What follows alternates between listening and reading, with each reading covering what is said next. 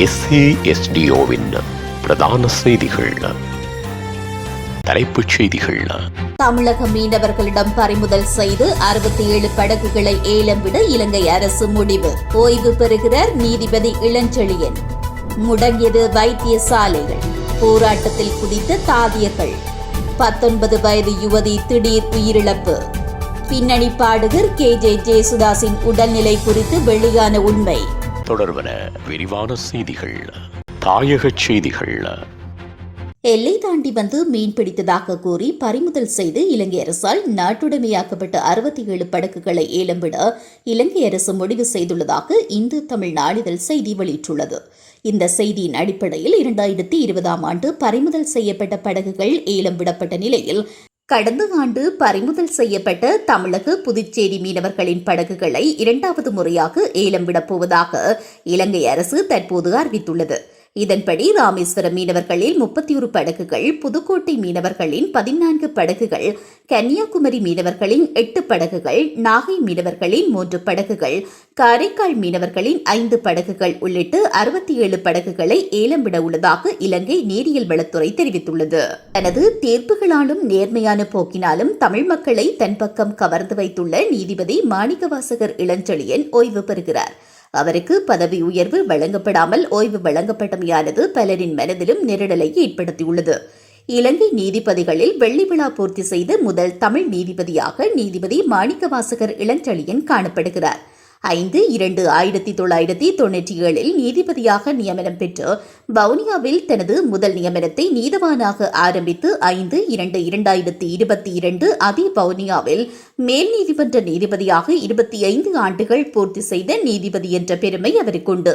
இந்த நிலையில் புரியாத புதிராக தனது நீதித்துறை வாழ்க்கை முடிவருகிறது என்று வவுனியா மேல் நீதிமன்ற முன்னாள் நீதிபதி மாணிக்கவாசகர் இளஞ்செழியன் ஆதங்கத்துடன் தெரிவித்தமையும் மக்களின் மனங்களை கணக்க செய்துள்ளது.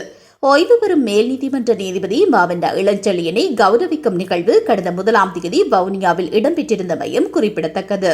நாடளாவிய ரீதியாக உள்ள அனைத்து வைத்தியசாலைகளுக்கு முன்பாகவும் 1 மணி நேர போராட்டத்தில் ஈடுபடப் போவதாக அரசாங்க தாதியர் அதிகாரிகள் சங்கம் தெரிவித்துள்ளது. இந்த போராட்டமானது இன்று வியாழக்கிழமை நண்பகல் 12 மணிக்கு நடைபெற்றிருந்தமை குறிப்பிடத்தக்கது. வரவு செலவு திட்டத்தில் மேற்கொள்ளப்பட்ட சம்பள திருத்தத்தில் தாதியர் சேவைக்கு பாரிய அநீதி இழைக்கப்பட்டுள்ளதாக கூறி தாதியர்கள் போராட்டத்தில் ஈடுபட்டிருந்தமை குறிப்பிடத்தக்கது. புத்தளம் கல்லடி பிரதேசத்தில் உள்ள வீடொன்றில் யுவதியொருவர் மர்மமான முறையில் நேற்று உயிரிழந்ததாக புத்தளம் தலைமையக போலீசார் தெரிவித்தனர். புத்தளம் கல்லடி பிரதேசத்தை சேர்ந்து 19 வயதுடைய யுவதியே உயிரிழந்துள்ளார். இந்த சம்பவத்தன்று யுவதி தனது வீட்டில் மயங்கிய நிலையில் காணப்பட்டுள்ள நிலையில் அவரது பெற்றோர்கள் அவரை புத்தளம் ஆதார வைத்தியசாலையில் அனுமதித்தனர். இதன்போது யுவதியை சோதனையிட்டு பார்த்த வைத்தியர்கள் யுவதி ஏற்கனவே உயிரிழந்துவிட்டதாக தெரிவித்தனர். யுவதியின் உடற்பாகங்கள் அரச பகுப்பாய்வு திணைக்களத்திற்கு பரிசோதனைகளுக்காக அனுப்பி வைக்கப்பட்டதாக போலீசார் தெரிவித்தனர். உலகச் செய்திகள். தென்னிந்திய பின்னணி பாடகர் KJ ஜேசுதாஸின் உடல்நலக்குறைவு காரணமாக மருத்துவமனையில் அனுமதிக்கப்பட்டுள்ளதாக வெளியான தகவலுக்கு அவரது மகன் விஜய் ஜேசுதாஸ் மறுப்பு தெரிவித்துள்ளார். பாடகர் ஜேசுதாஸிற்கு நேற்று இரவு திடீர் உடல்நலக்குறைவு ஏற்பட்டதால் சென்னையில் உள்ள தனியார் மருத்துவமனையில் அனுமதிக்கப்பட்டுள்ளார் என்று சமூக வலைதளங்களில் சில ஊடகங்களிலும் தகவல்கள் வெளியாகியிருந்தன. ஜேசுதாஸின் உடல்நிலை குறித்து வெளியான தகவலுக்கு அவரது மகன் விஜய் ஜேசுதாஸ் மறுப்பு தெரிவித்துள்ளார். தனது தந்தை ஜேசுதாஸ் மருத்துவமனையில் அனுமதிக்கப்பட்டுள்ளதாக வரும் செய்திகள் உண்மைக்கு புறம்பானவை என்றும் அவர் தற்போது நல்ல ஆரோக்கியத்துடன் அமெரிக்காவில் இருப்பதாகவும் தெரிவித்துள்ளார். சீமான் வீட்டில் கடும் குழப்பம். போலீசாரை நோக்கி துப்பாக்கியை ஏந்திய காவலாளி. நாம் தமிழர் ஒருங்கிணைப்பாளர் சீமான் வீட்டில் போலீசார் ஒட்டிய அழைப்பானை கிழிக்கப்பட்டதில் காவலாளிக்கும் போலீசாருக்கும் இடையில் வாக்குவாதம் ஏற்பட்டுள்ளது. இந்த நிலையில் போலீசாரை நோக்கி துப்பாக்கி ஏந்திய காவலாளி கைது செய்யப்பட்டுள்ளார். இந்த சம்பவம் குறித்து மேலும் தெரிய வருகையில் அழைப்பானையொட்டி சில நிமிடங்களில் சீமான் வீட்டிலிருந்து வந்த நபரொருவர் அதனை கிழித்துள்ளார். நடிகர் ஒருவர் அளித்த முறைப்பாட்டின் பேரில் விசாரணைக்கு சீமான் முன்னிலையாகாதமையினால் போலீசாரால் இந்த அழைப்பாணை ஒட்டப்பட்டது.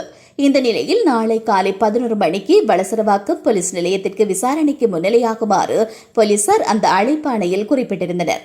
தற்போது விசாரணைக்கு ஒத்துழைக்காவிட்டால் சீமானை கைது செய்ய நேரிடும் என்று போலீசார் ஒட்டிய அழைப்பாணையில் குறிப்பிடப்பட்டுள்ளது. இந்த நிலையில் குறித்த அழைப்பாணையை கிழித்து சீமானின் காவலாளிக்கும் போலீசாருக்கும் வாக்குவாதம் ஏற்பட்டு கைகலப்பாக மாறியுள்ளது. இந்த விவகாரமானது தற்போது பேசுபடு பொருளாக மாறியுள்ளது. இது குறித்து சீமானின் மனைவி போலீசாரிடமும் மன்னிப்பும் கோரியுள்ளார். இந்த சம்பவம் தொடர்பில் போலீசார் தீவிர விசாரணைகளை மேற்கொண்டு வருகின்றனர். மீண்டும் தலைப்புச் செய்திகள். தமிழக மீனவர்களிடம் பறிமுதல் செய்து 67 படகுகளை ஏலம் விட இலங்கை அரசு முடிவு. ஓய்வு பெறுகிறார் நீதிபதி இளஞ்செழியன். முடங்கியது வைத்தியசாலைகள். போராட்டத்தில் குதித்த தாதியர்கள். 19 வயது யுவதி திடீர் உயிரிழப்பு. பின்னணி பாடகர் KJ ஜேசுதாஸின் உடல்நிலை குறித்து வெளியான உண்மை.